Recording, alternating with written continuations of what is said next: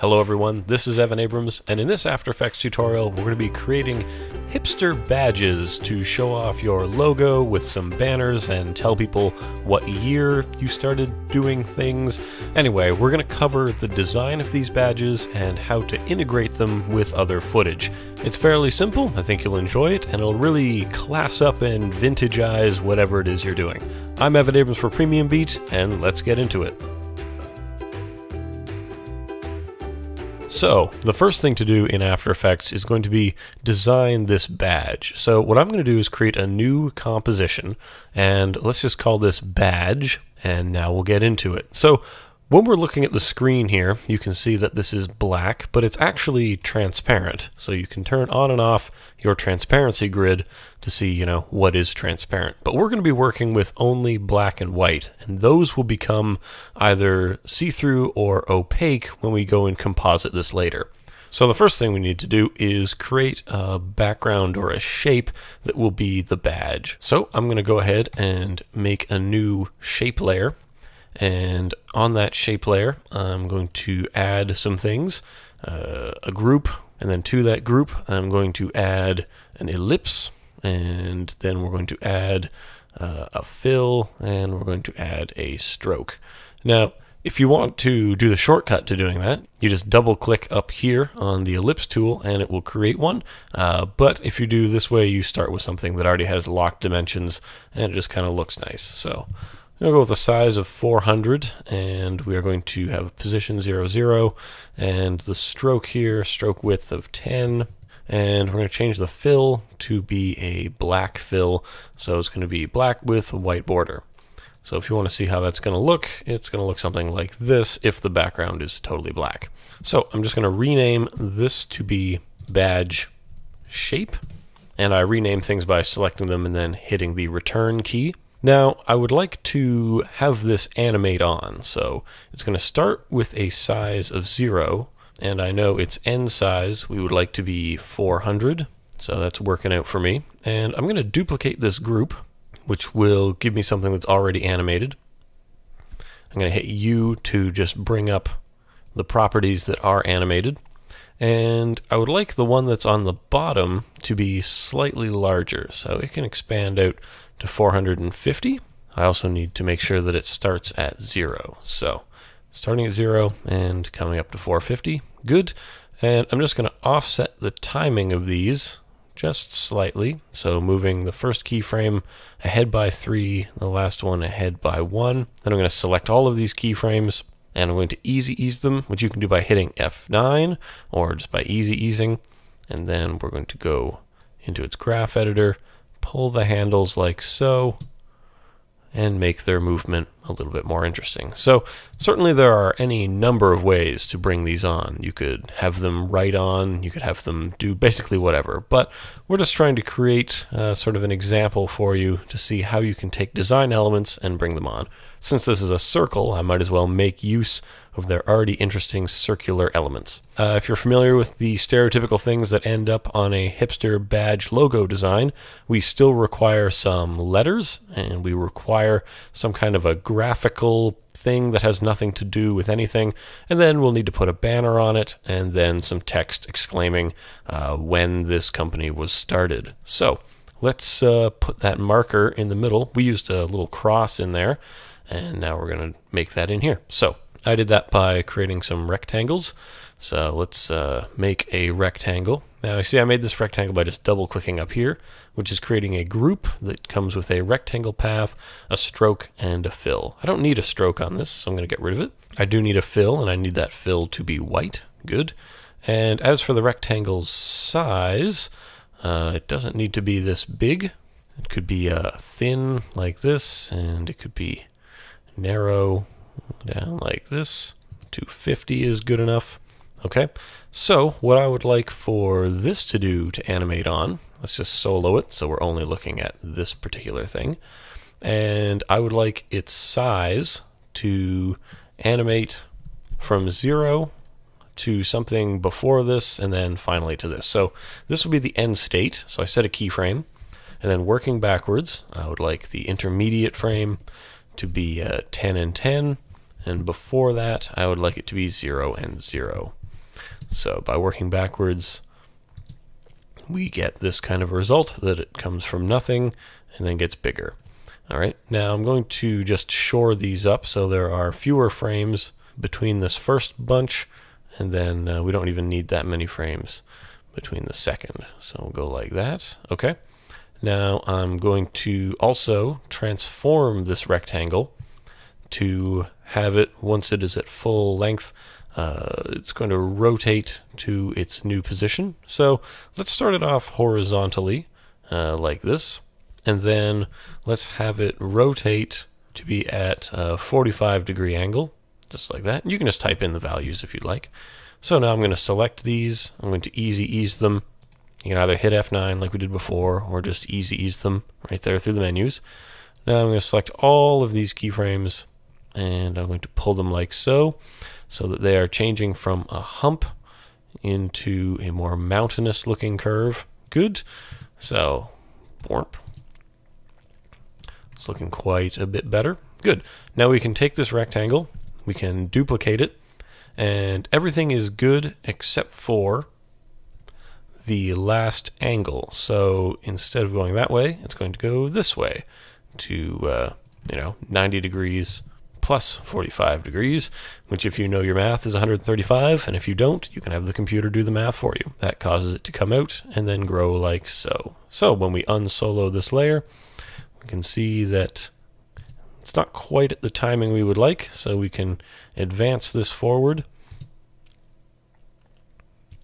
And there we go. So we already have two of our design elements coming out. So I'm just going to label this one cross. Now I think it's time that we put a banner out here. Might as well, because, people like banners. We'll do the text last. Let's make another rectangle. We made the rectangle by double-clicking. And we do not require a stroke, so I'll get rid of that. And again, working from our principles, we're going to work backwards. So first off, I'm going to find a size that works for us. And usually this will be determined by how much text you have to put onto this thing. I already kind of know, so it's a bit of a cheat, but I'm going to set this banner down around here. Good. And when I move it, I'm moving it by its position value, which is not inside the contents. So the contents are one thing, and then the transform position of the entire layer, that's something else altogether. So I'm using this to move the whole thing, and I am relying on the contents to animate this thing. So to that effect, what I would like to do is have the size end here, and before the size was 0. So it's just expanding horizontally like this, from 0, 125 up to 500, 125. Now I'm going to duplicate this, and of the rectangle behind, I don't really need to keyframe its size per se, but I do need to give it a new size. So first I'm going to move this up by -25, and now I'm going to make it slimmer here to 150 by 125. I'm going to move its position all the way over here like so to 280 minus 125. And these numbers, don't worry about all the numbers I'm saying. This is just in case you can't read them. You might be using a different frame size than me. You might be designing this differently. So let's just not get too crazy and hung up on the recipe numbers here. Now I'm going to add to this group a polystar. And that polystar is going to be a polygon, and it is a polygon of 4 sides, which makes it a diamond. Now I'm going to move it over around hereabouts, and I'm going to move it up by -25, and then I'm going to add to this group a merge paths, and the merge paths will be defining the way these two shapes interact with each other. I'm going to set it to subtract so that this is taking a bite out of that. Set this to be at 360. Okay, I'm happy with that. Now, in its transform of this rectangle, what I'd like to do is have its scale change over time. And that scale is going to be non-uniform, going from 0% up to 80, 100%, kind of like this. So it's going like that. And what I'd like to do for this group is also change its anchor point. So I'll move the anchor point so that it's here on the edge of this shape, so that when it expands, it's only expanding from that edge. And then I will alter its position so that it comes to rest right around there. So when this animates on, that's going to come up, and then that's going to come up. Good. Now I'm going to duplicate this to create another rectangle, and then working with its transform here, really all I need to do is have this rotate around, and then we'll find it a new home to be sitting at. So I alter its position to be over on the other side, all the way over here, and then we'll move it up like that. And just kind of want to make sure that these things are even, which they are. Thank you, ruler. And that's good. So this comes out, and then those come out. Cool. So let's look at the keyframes. We're going to take these, we're going to easy ease all of them. So when you take them and easy ease them, they're going to be going from flats to humps like this. And now I'm just going to pull the handles, all of the handles, to have that same shape. But then I'm going to take these in the middle and convert them back. So what does that mean? Well, it just kind of smooths the motion between both of these. So if we look at the graph of all of this motion, you can see it kind of comes up, and then it's going to come down, and this is kind of an expected curve, and it makes them just flow together a little bit nicer. So let's see how we're looking. We've got this come out, and then that. We can shorten this layer by trimming it, and then we can move it to be more in line with where we would like it to be. Okay, that's pretty good. And if you don't like the way this is oriented, maybe flip it around kind of like this. Maybe prefer banners that look like that. Maybe prefer it up here or down there or wherever. Move things wherever you want, but you can now grab your banner, move it, flip it, change it, put it wherever. Okay, so we have some shapes on here. Let's put on some text. So I am going to type out, example. Awesome. I'm using the Futura font. Seems that's a very nice font for hipster related activities. I'm going to use my align panel here to stick this font in the center. I'm not feeling heavy oblique. Let's just go with regular heavy. Realign that. Okay, so that seems to fit nicely in there. I think I'm feeling that. You can make yours, smaller or however you would enjoy your text being. But we are going to animate this on using the text animators. So once I feel there is enough space for it to begin animating on, that's where I'm going to start my animation. And I'm going to open this, and I'm going to go to animate, and I'm going to animate its scale, and I'm going to add to that a rotation. So I'd like the scale to be starting at 0 and the rotation to be starting at 90. And the animator range selector here, I'm going to have it start at 0% and it will end at 100%. So everything comes on like this. Good. And in the more options, I'm going to be adjusting the grouping alignment to be -50 so that the grouping alignment is a bit higher for its scaling and rotation, which is good. And in the advanced, I'm going to just ease low on everything so everything kind of pops in a little bit. Good. And the timing may need to be adjusted, but overall, there's a banner and then some words come up. So I'm pretty happy with how that goes. A lot of this will come down to your own design sensibilities and what you're hoping to see. But now we have this. We are going to duplicate it. We're going to move it down here. We're going to change its text color to be white. And then we are going to put in established 2014, perhaps? I don't know. All I know is I think I've been making tutorials with Premium Beat since 2013. I feel that's correct, so that's why I put 2013. Put whatever year you want, or we're established, or whatever. Anyway, you can size it up however you like, but you've already got things animated on, so let's advance this ahead like here. and then maybe pinch this together a little bit so that it comes on a little bit faster. Cool, so you've got a bit of text down there. And we had little hyphens on either side. So we made those by making another solid. Solids are cool. This solid is a rectangle. And again, you know, rectangle paths being what they are, you kind of have to define how wide you want it to be. Let's do 350 by 10. Okay, and let's change its position down to be down here. Awesome. And I'm just going to set its start to be there, keyframe its size to just go from 350 by 10, and it's going to start at 0 by 10. So it's going to expand out of the middle, and I'm going to easy ease that. I'm just hitting F9, so this is just an easy eased line, which seems to divide this up quite unfavorably. So what I want to do is add to this another rectangle, or rather I want to add to it an entire rectangle group, so you can just duplicate your existing one.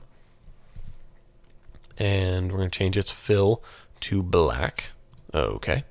And this one does not need any keyframes, so we're going to remove that. But its size is going to be right around here, and it's going to be a bit taller like this, and it's going to come in under the established there, so it kind of defines the edges where we care to see that line.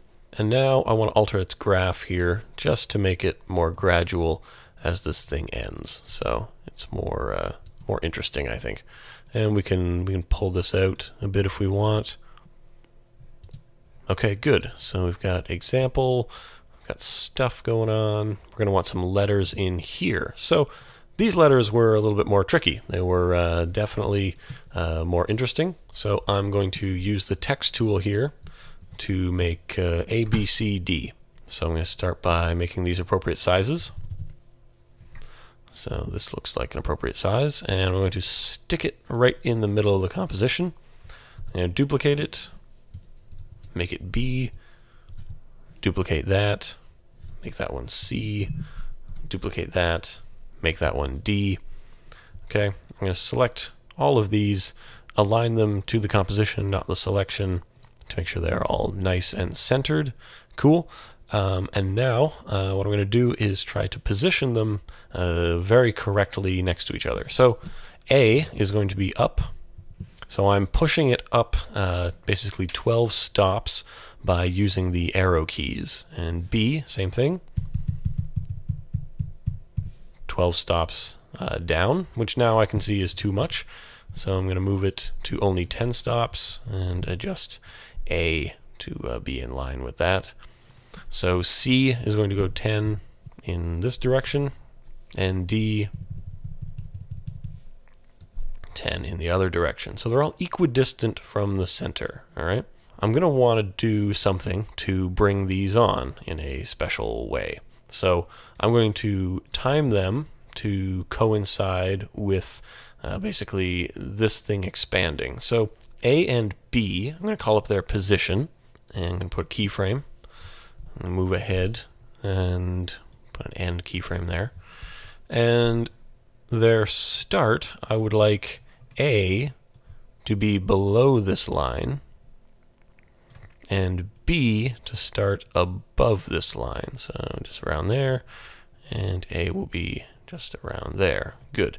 And these two layers don't need to start any sooner than that. And what they're going to do is just move easy eased, grab these points.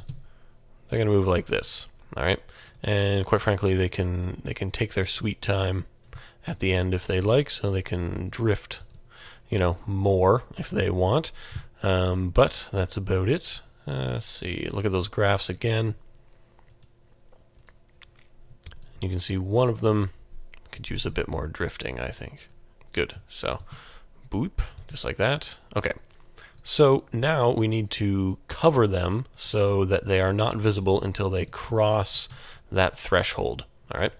Now I'm going to do that by creating a square that covers this half of the comp, all right, or at least where they would be. So that rectangle, I would feel better if it was 200 by 200, and that its position was 100 down. And I'm going to transform this 0, 0 like that. So it is taking up exactly half going down.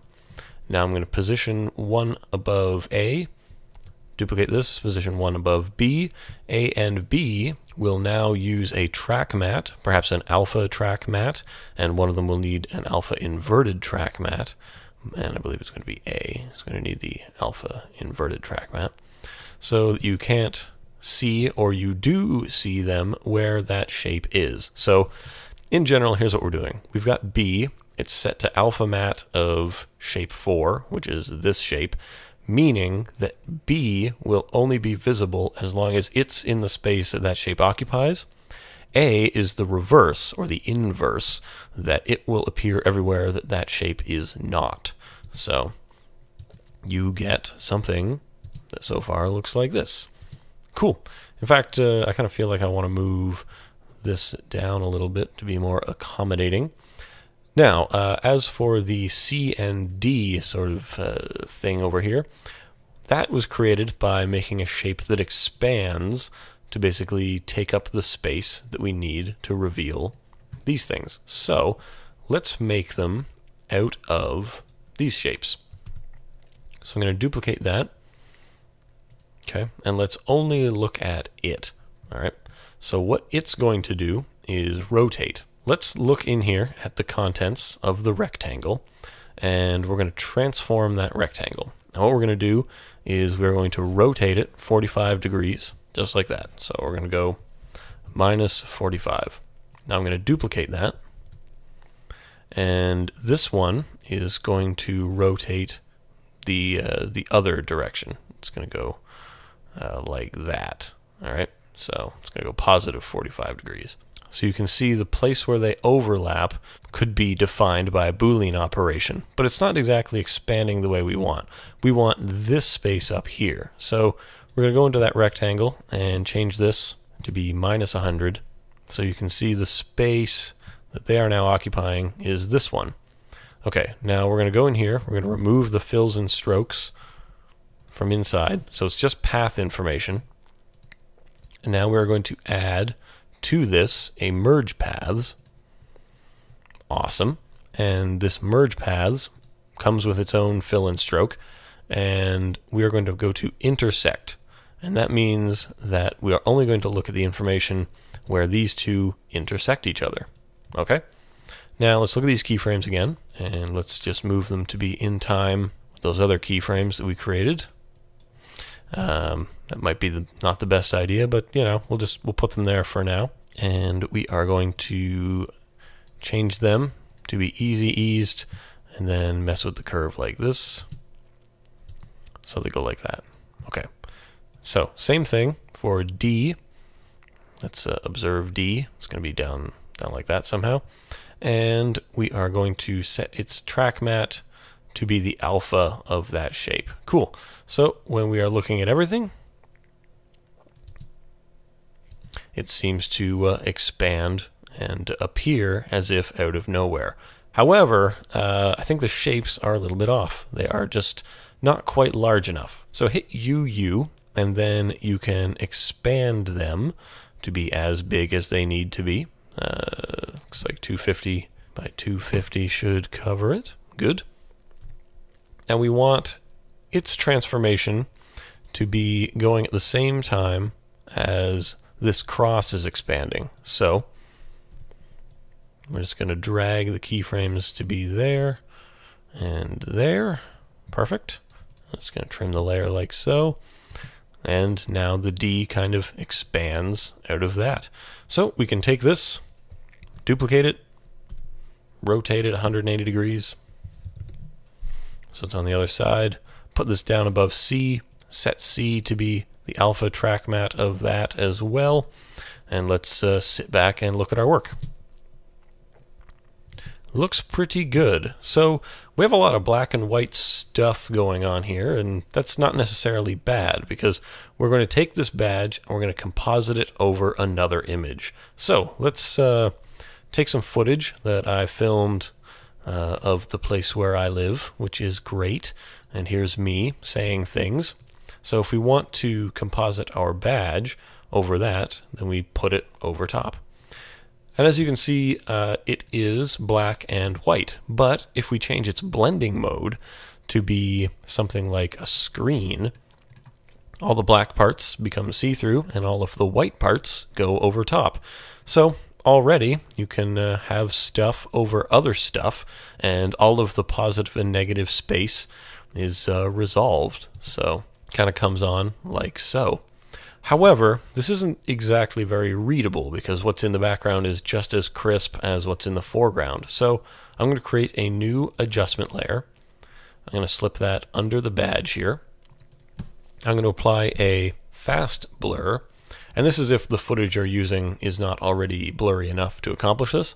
But I'm just going to blur this out to like a 5 or higher, just get it nice and blurry. Can't really tell what's going on, but it doesn't matter because this is what's important.